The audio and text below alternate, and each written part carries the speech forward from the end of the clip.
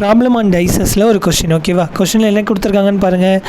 3க்கு ஆப்போசிட்டில் வரக்கூடிய ஃபேஸோட வேல்யூ என்ன அப்படின்னு கேட்டிருக்காங்க. ஓகேவா, 3 டாட்ஸ்னால் இங்கே ஒரு 3 டாட்ஸ் இருக்குது, வேறு எங்கெல்லாம் இருக்குது, இங்கே ஒரு 3 டாட்ஸ் இருக்குது. ஓகேவா, இந்த மாதிரி 3 டைஸ் கொடுத்தாங்க அப்படின்னாலே எந்தெந்த டைஸ்லலாம் எந்தெந்த வேல்யூ காமனாக இருக்குது அப்படின்னு செக் பண்ணோம் அப்படின்னாலே 3க்கான ஆன்சரை ஈஸியாக கண்டுபிடிச்சிடலாம். சரியா, இப்போது இதில் 3 காமனாக இருக்குது, 3 2. ஓகேவா, இந்த 2 டைஸ்லேயும். அப்போ மிச்சம் உள்ள வேல்யூ என்னது 4. இங்கே மிச்சம் உள்ள வேல்யூ என்னது 1. அப்போது 4க்கு ஆப்போசிட் வேல்யூ 1. ஓகேவா, அப்புறம் வேறு என்னெல்லாம் காமனாக இருக்குதுன்னு பாருங்கள். மற்ற 2 டைஸ்லேயும் இந்த டைஸில் 3யும் 4ம் இருக்குது. சிமிலர்லி ஓகே, இந்த 2 டைஸ்லேயும் 2ம் 4ம் இருக்குது. அதே மாதிரி இந்த 2 டைஸ்லேயும் 2ம் 4ம் இருக்குது. அப்போது ரிமைனிங் வேல்யூ என்னது 3. ஸோ 3க்கு ஆப்போசிட் வேல்யூ என்னவாக இருக்கணும், 6ஆக இருக்கணும். ஓகேவா, ஸோ 3க்கு ஆப்போசிட் வேல்யூ 6.